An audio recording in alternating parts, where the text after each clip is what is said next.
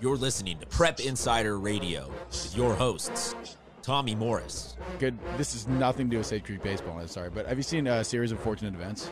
Christian Pedersen. I mean, I'm out here grinding. I'm putting in hours. I'm getting there at 5 a.m. to cheer on the water polo team at practice. I'm showing up to our basketball team. I'm showing up to our football games. We don't even have a football team, and I'm supporting that. Noah Laxina. And Noah Laxina's number 3 tip for Valentine's Day is... Chill. Things are going to be all right. All right? You don't want to force it. Let it happen. You're going to be all right. And Bodie Da Silva from Scorebook Live. I mean, he brought basketball into that one. I got to give him 9 out of 10. I like it.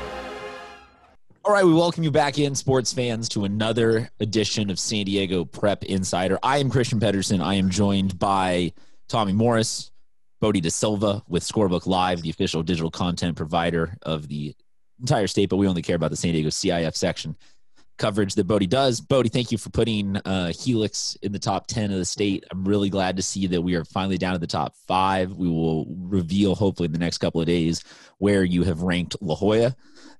We will hopefully be joined later in the show by a myriad of guest appearances. Noah Laxina might join us. Our intern Colton Toll might join us. And Jonathan Rifkind, the new voice of the Prep Insider play-by-play branch, will hopefully be in with us. But guys, the news of the day is that, as of us recording this on January 15th, we are officially seeing the hashtag let us play, let them play. I think I've seen 2 or 3 different versions of it popping around, but the rallies are happening across really the state. It actually seems like it's a pretty wide range of where these demonstrations, rallies, gatherings, whatever you want to call it, are happening across a couple of locations here in San Diego, really seeming to be diverse in terms of north, south, east, west, black, white, Hispanic, a lot of representation here to try and pitch to the governor, to the community supervisors, all the parties that are listening, that it is worthy of their time to focus on a way to return to having football and high school sports back in action as soon as possible. Guys, I will stop. I know I'm ranting and it's only been my voice for a second. I want to get this out, and then we will hear from Bodie and Tommy on this. But up until this point, we have not really addressed, endorsed, touched on this very much in comparison to the way that other people have here in San Diego. There have been a lot of hashtags and campaigns of tweets and storming the barn type things there that you have not seen a ton of amplification on our channels at SD Prep Insider, at Scorebook Live. And I will say this: there are certain things that we do and don't feel comfortable covering because there are certain things that we feel equipped to cover. I feel equipped that we can cover final scores and league races. And I feel like we are equipped to cover things like, even when racial injustice and Black Lives Matter and some coaching conversations and symposiums that we had put on, there are a diverse crew here from all parts of San Diego working here. We have journalism degrees. We're able to have certain conversations. I do not feel legally trained well enough to really, in a way that can, endorse one side or the other, say this is what can tangibly happen, because I know enough about how community health guidelines and legal systems in California work that we can, embrace one argument or the other in terms of how to safely and effectually let them play. That all being said, it's time to have this conversation amongst us about what really are the possibilities here and what are what we feel maybe are the correct uses of everybody's energy. And I'll say that I love seeing people out there. But I would like to hear from you guys, Bodie and Tommy, what your thoughts are on what's really going down right now. Bodie, you want to go first? Sure. Yeah, I mean, what Christian said is all correct. I mean, it's and not to take CIF's side, but there's just so little that they can do. Obviously, they want sports. I mean, it's what they do. It keeps their business going, and And I think everyone throughout the community wants to get back. It's just figuring out, can we figure out the safe ways, and is there a medium to finding out what sports can come back? Is it no fans, whatever that may be? But yeah, I mean, it's an interesting thing to touch on, just because we're not here pushing, hey, you better get back. Like, obviously we want it, but you just got to take the careful and safe approach with it. Yeah, I will point out that everybody right now should understand that the people that are talking on this make part of, if not the entirety of their livings covering high school sports. We are all people that, even though we're not parents or players, you know, Bodie and I are full-time reporters on this. Tommy and Noah are coaches. You know, we all played different sports. Like, we're all very vested in this. Tommy. Oh boy, I feel like I'm gonna go long here. Is that okay? Please, rev it up. I'll go get a snack. Yeah, go get a snack. Go get your favorite, like a water bottle or something. Just kind of tuck in for a little bit, because this is going to be a long one. So I did tweet about this a little bit. I tried not to talk about it, but then I finally lost my cool and just did. So here's the bigger issue that's at play here, and it's going to be a little bit complicated. I'll try and explain it in terms that'll make it easier for kids to understand, or some adults who aren't, you know, that too in the know of what's going on here.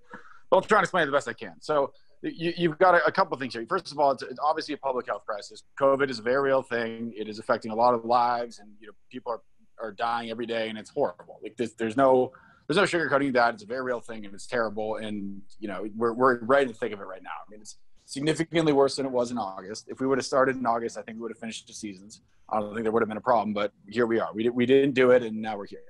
So that's first things first. Number two, this is for those of you who are yelling at CIF or whatever. This is not CIF's fault. CIF is at the mercy of whatever the state says. If the state says these are the rules, CIF has to follow it. There's nothing they can do.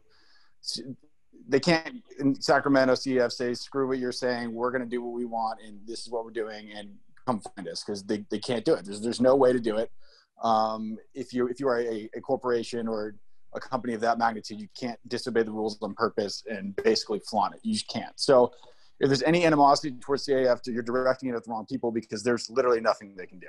So now we go to what's really going on. So none of these big, I don't even know, organizations, whatever you want to call it, can do anything that is breaking the rules. So if the state says you got to be in this tier to play this sport, this tier to play that sport, you have to abide by it. There's nothing you can do. Here comes the next conversation. But Tommy, look at all these club teams I see on Twitter all the time. There's club basketball tournaments I see on Twitter all the time. I see 7-on-7 tournaments. I see club football popping up. Why is this happening? Here's the best way I can describe that. So what nobody wants to do, and what nobody's going to say publicly because it doesn't sound good, is nobody wants to be liable for something bad happening. There's a lot of good statistics right now, and Coach Gliding has done a great job, so got to give him a shout out, and the whole Let Them Play movement. They are not just a bunch of meatheads saying, we want to play because football, we like football, smash. This is not what's going on. These are people who have taken the time and effort, and Chris Ford, another one who's done a great job trying to find information in all the states that have played. These are people who have come up with – this is science and statistics and math. This isn't just a bunch of meatheads who want to smash into each other. This is people trying to figure out, is this safe? What is safe? How do we go about this the right way? So all the statistics are pointing towards there really is no – increased risk of infection if a kid is playing a sport, and even more so, there's really not if they're outside and distance the whole time. I mean, yes, obviously in football you have to come together and tackle or line up and stuff like that, but we've seen already with the statistics from college, nobody's around, especially the opponents, long enough in order to infect somebody else, especially if you're outside. So that all is valid, and there's been studies on this. This is not just people making it up to make themselves look better. Now, if you want to talk about indoor sports, that's another thing, because I don't really know the numbers on that, and quite frankly, I'm assuming they're not good. The closest thing that I can find was one about rec hockey, and it wasn't very good. And again, hockey's a little bit different than everything else, but my assumption is basketball is probably out of the question. However, they're still playing rec basketball. AAU basketball. So getting back to that point. So why is this happening? So the liability that the state would have if something bad were to happen, let's say, you know, you've got 800,000 kids playing sports in high school. And then if you add the youth kids, that's 3 million. So the odds of something bad happening to 1, 2, 3, 4, 5 kids is pretty high. And this is, you know, it's a 1 in a million shot, but it's very, very likely that something bad happens just based off numbers alone. And there's COVID, and then, it happens all the time too. Something bad happens to a kid playing a sport, whether it be a terrible injury, something like that. These things happen. And it's very, very low odds. It's like, a 1 in a million shot, but it's still there. There's currently no precedent legally that I can find where if something bad happens, can I then go blame the person that caused it? So if something bad happens in a sport like football, there's precedent there. You can't go sue CIF, or you can't go sue the state for letting your kid play football and something bad happens to them because they get injured. You can't do it. You've signed the waivers and everything. COVID, we don't know yet. So nobody wants to be liable for something bad happening. And especially if you're a big company or a big organization, you really don't want to be liable, because your upside, the risk benefit is just not there. There's the benefit of playing is great. It's fun. There's, obviously a little bit of money involved and the kids will be happy, but the risk far outweighs the benefit as far as getting sued for a lot of money. Now let's go to these smaller AAU groups and these club teams that keep popping up. They can just do it and break the rules because the liability there for them or the risk is not as high. You can't sue a club team that is currently, worth $0 for money, because you just can't. There's nothing to sue them for. So the liability is the risk is a lot lower if you're held liable for it. Therefore, people are more likely to bend the rules. And there's a major problem with this, in my opinion, because, and I'm not saying that all club coaches are bad, because it's not true. I'm saying because they're breaking the rules already, they're more likely to break other rules because they're in this weird gray area that they're operating in. So you make it a lot more dangerous now, because I don't think that kids are not sitting at home. Kids are still hanging out with each other. They're still doing whatever they would do, because the parents, quite frankly, are heartbroken watching their kids sit at home all day. And I've heard this from parents, I've heard this from kids. They can't it is very, very difficult to force your 13 to 18-year-old to just sit at home all day and not hang out with their friends. Parents are having a tough time doing that, and they're just, quite frankly, not, because all these kids are still hanging out with each other anyway. So what's increased risk? The problem now is when you're not policing it, like these club teams won't. And I'm not saying this because they're bad people. I'm saying this just because it's almost impossible to do it. And they'll care less because, again, the liability is not there. This is like if you told people, okay, we've had too many car accidents, so no one's allowed to drive on the freeway, but we're also not going to police the freeways. So if you do it, whatever. There'd be more accidents because, there's no cops patrolling, and, people would be speeding. They'd be driving under the influence. They'd be doing all the stuff that they shouldn't be doing with zero fear of ramifications. And as far as I've seen, there have been no club teams or anything shut down, or 7-on-7 games, or quite frankly, club anything shut down, because at the end of the day, in my opinion, I don't think these public health officials care. I think they're happy to let people do it and assume the liability on their own. And if anything bad happens, they can say, well, we told you not to. And it's the same thing. It's like, well, you have a whole bunch of people under the influence driving and speeding on the 5 freeway and getting car accidents, and nobody can sue highway patrol because, you can't now. So let me go back to my analogy. Assuming that if there's a car accident, the highway patrol could be sued, right? If you say, okay, well, then no one can drive on the freeway because we're scared that there's going to be something bad happen, so just no one can do it. And it will look the other way if you do it. And then the accidents increase because people are doing bad stuff and blah, blah, blah. And then they can just throw their hands up in the air and say, I told you so. So to me, that's what it is. And unless you can put a bulletproof waiver out there that says you cannot sue anyone if your kid gets sick and he comes home and gets you sick, or your grandparents sick or whatever, it's not worth it to them. And they are happy to let kids do whatever they want, as long as they can say at the end of the day, well, we told them not to, so if something bad happens, it's your fault. And that's what's happening. So you could have statistics that say no kid will get sick except for 1 in a million. And that will be enough, or that won't be enough for the state to say, okay, fine, play. There's nothing you can say at this point that's going to get them to change their mind. And it's really unfortunate because it's based off of absolutely nothing. It's based off of we're scared of getting sued.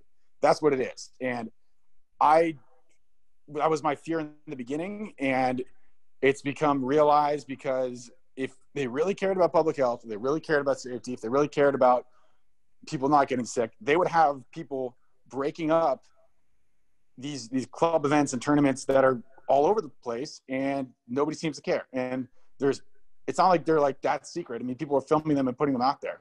This isn't some like underground basketball game. It's in a gym. This isn't some underground 7-on-7 tournament. It's at a park. They don't care. And it makes no sense to me at all. If you let the schools do it, it will be policed better, because the schools, they'll abide by the rules because they kind of have to.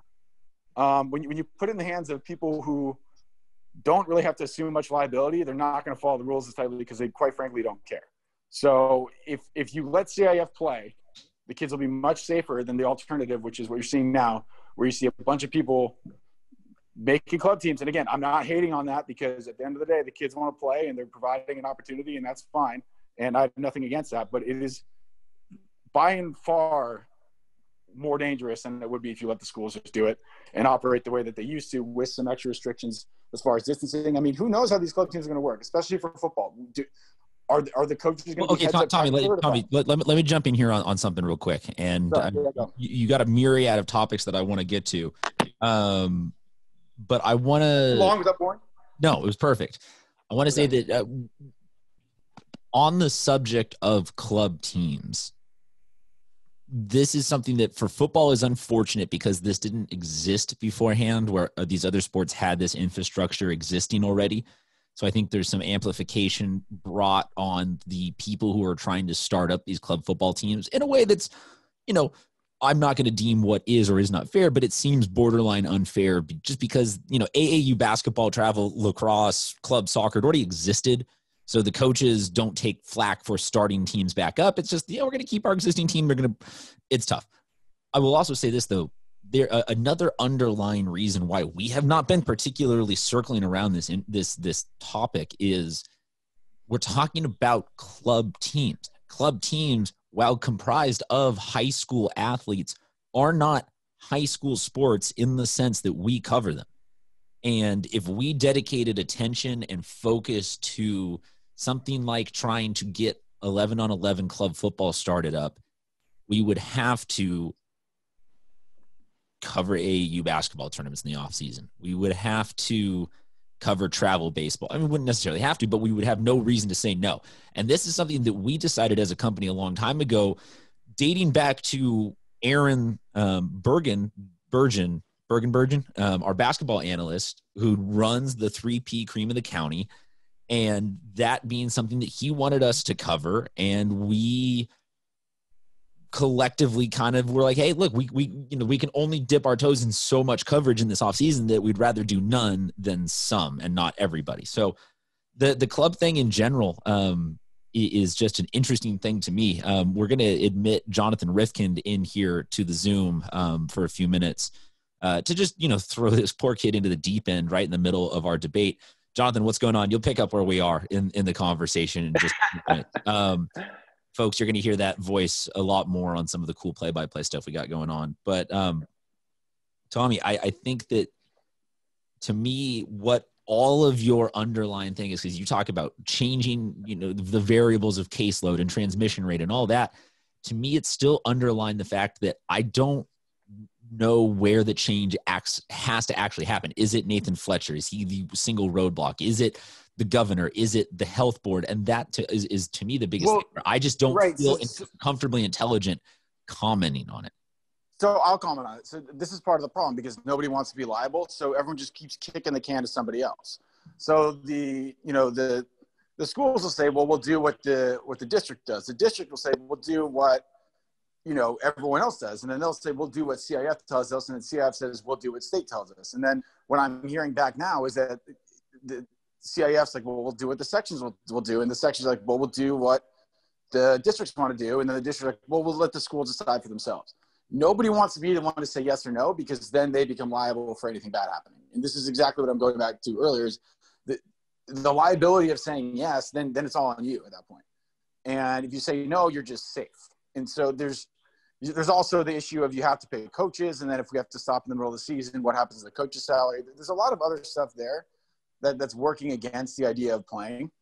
And it's disheartening because other states tried it and almost all of them finished their seasons with, little or no problems. So it's all a liability issue, and they're playing hot potato right now with who gets to make the decision because nobody wants to be the one to say yes. And while they all might want sports to happen, none of them want to be the one who, if something bad happens, it all comes back to them and they were stupid to say yes. That's what the problem is. And nobody has, again, people have too much on the line, which is where the club sports, it's this weird gray area where they are operating, and nobody's going to shut them down because nobody wants to say no at the end of the day. They all, like, if you look at the heart of it, the reason why that they don't think it's a public health issue is because they're not shutting these down. They just don't want to be liable. So they will gladly let club teams assume the responsibility and the liability and just kind of look the other way. And that's what's going to happen. And again, like, is club football going to be as good as high school football? No, they don't practice as much. The kids don't know each other. It's not as organized. And all the club sports or club tackle football that I've seen online, quite frankly, has been kind of a joke. And it's better than nothing, yes, and the kids get to play and they're having fun, and there are positives to it. I'm not knocking it. It's obviously not the same. And I don't think again, safety-wise, I'm not going to get an answer of, well, did you get insurance for this? Are there going to be trainers there? Are the coaches, and again, this is just football because football is a completely different sport as far as, danger and all kinds of stuff is concerned. Are the coaches heads-up certified? Do they know what to do if a kid's dehydrated? Are they trained for all these things? Okay, Tommy, I'm gonna hit the brakes on you here because we're going down now 40 minutes of just you doing list radio of all of your concerns. Yeah. But they are all valid, and they underscore just the infinite amounts of complicated nature as to where we, for the past couple of months, have just not felt like we were equipped to have an intelligent stance on this. We support, though, the underlying argument of let's get stuff back into action, because that means that we get sports back, and that means that we don't have to listen to Tommy talk about insurance or health regulations. We get to listen to Tommy talk about being a young Kurt Hines and run the damn ball, and Bodie, awkwardly laughing about stats and yada, yada, yada, and the stuff that we like doing, and the trolling the Helix fans and the North County bias and the Christian, hates La Jolla plot. Like, that's what we want. We don't want this other stuff. So don't think of any silence. Don't mistake that for not endorsing or anything like that. It's just that, from where we stand, we don't have an intelligent way to advance that conversation other than hashing it out here on the show. Any final notes on that, or can we move on to just 2 minutes of fun at the very end? I think I've said what I've said. Deal. Bodie, do you feel like you appropriately did all of this segment without catching any corporate flack that you're going to hear from your bosses?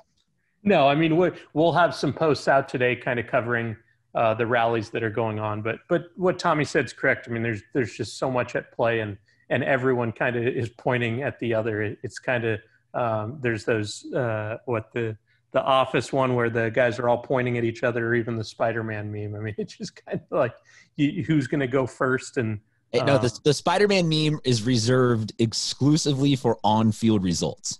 No, yeah, Bodie's right. He's thinking about the Office meme where it's Pam, Michael, and I think Dwight, and they're all pointing like finger guns at each other. Yeah, they got the standoff. They got the standoff first. Yeah, exactly. Yeah, the Spider-Man meme is reserved exclusively for when San Marcos and El Camino meet in week 7 of the football season, and they're both 3-4.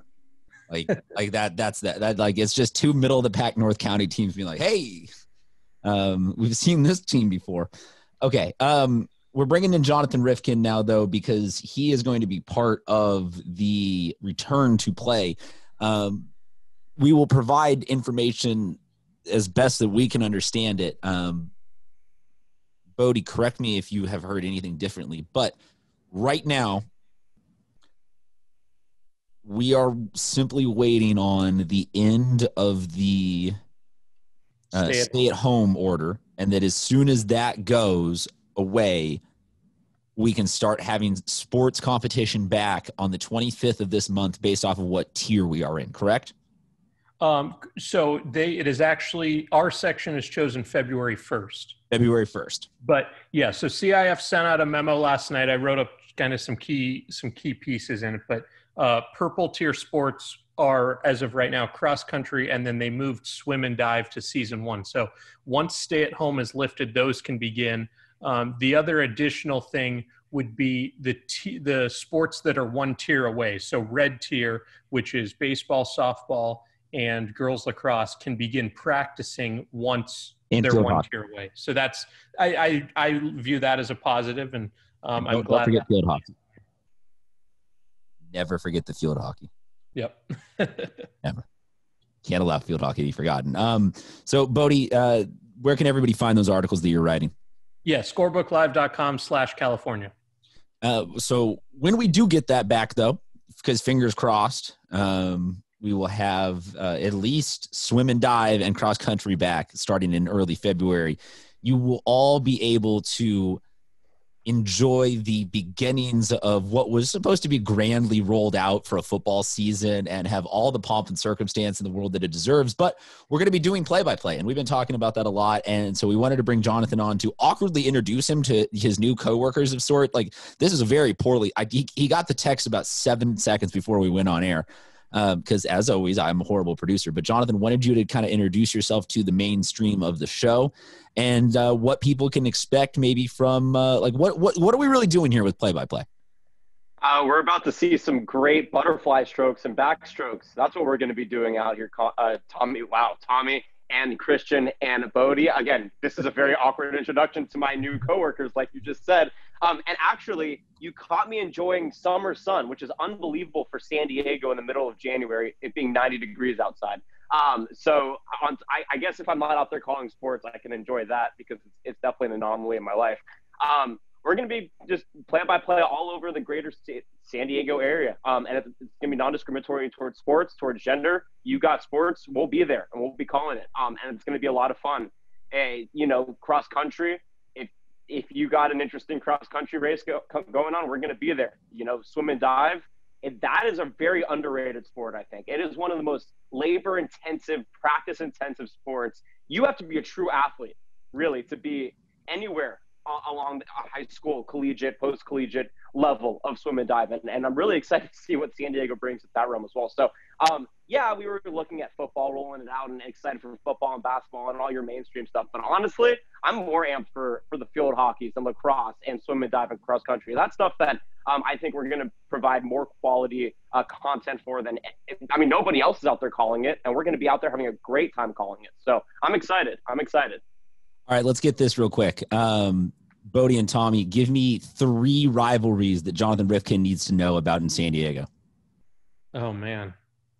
Are you saying specific sport or just in general? However you would like to answer that question, because I feel like this is as much of a litmus test to him as it is to my perception of what I have filled in the blank in my head is what all of your answers will be.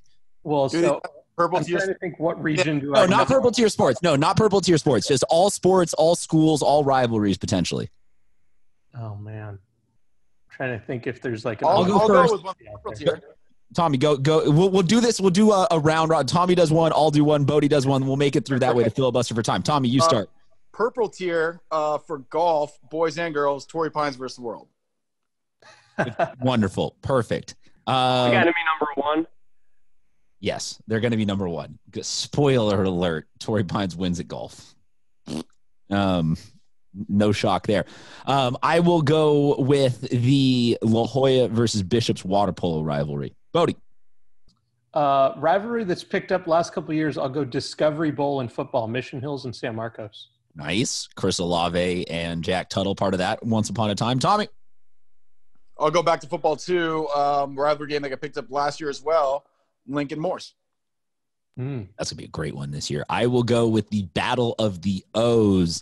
Otay and Olympian, 2 schools in the South Bay. They're fun rivalry for everything because they're super, super close. Also throw Eastlake in there kind of in a little triad of rivalries down in that corner for schools that are all geographically surprisingly close for how spread out the South Bay is. Bodie, number 2. Another North County one that really does not like each other, Oceanside and El Camino. Legitimate physical combat when they play in any sport whatsoever. The Jalen Flanagan versus who was the big lineman that played football for Oceanside? And Donovan? Then basketball. Yeah, the Jalen Flanagan versus Donovan Leahy combo. Beautiful sight. Tommy, your third and final rivalry for new play-by-play guy, Jonathan Rifkin, to pick up.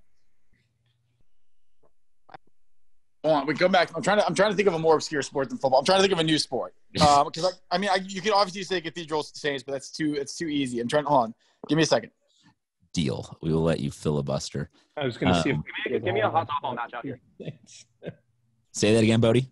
Give I was going to see if we could go the whole way without a Cathedral Saints and really get them going. Yeah, I already knew that though. Even anybody in California knows that. Give me like a softball matchup. What's an under the radar softball matchup? Grossmont Granite Hills. Beautiful. I will go with another underrated rivalry is Grossmont versus I feel like Grossmont has a huge inferiority complex in the East County and feels like they are rivals with everybody. They're rivals with Helix in football. They're rivals with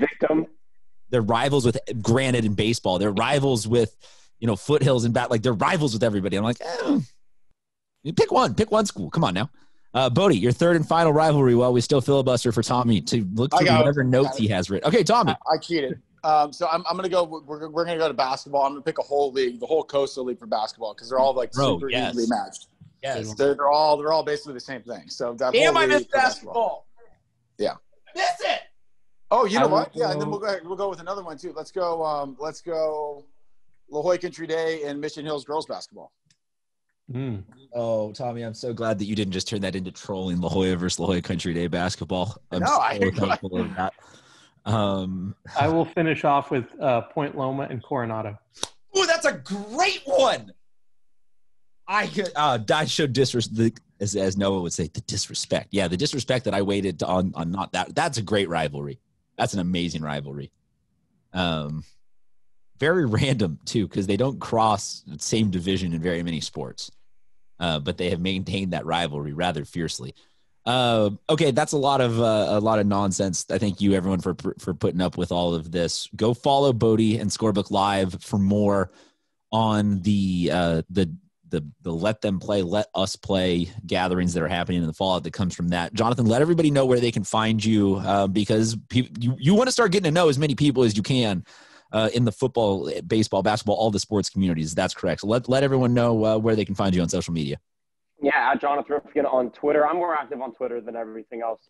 My senior thesis on why Instagram was sort of like this like social anomaly on like the epitome of altruism. Anyways, I have an Instagram, not super active on it, but Twitter's where you can find me, all my content at Jonathan Rifkin.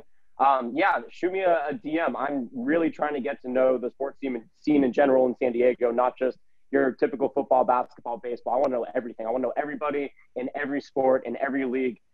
Who do you want us to go out to, right? I mean, there's all sorts of great stuff that are really missed by the mainstream media in this market. And I'm looking forward to hitting all of it and reaching out to everybody and talking with everybody. Yeah, folks, long-term is going to be a game of the week, guys and girls type vibe. So he'll be all over the county. Bodie, Tommy, thank you guys very much. Thank you, everybody, for tuning in, and we will be back with you next week as we – altruistic is a great word. Yeah, it is. It is. It really is. I don't think anyone's got that word in like the 5 years we've been doing this. That's got to be – I mean, I should have used that a long time ago. It's yours, Tommy. Some would argue it describes me. I just wanted to give that plenty of space so we can cut that in potentially as your new show intro instead of a series of unfortunate events. Until next time, folks, we'll talk to you guys later.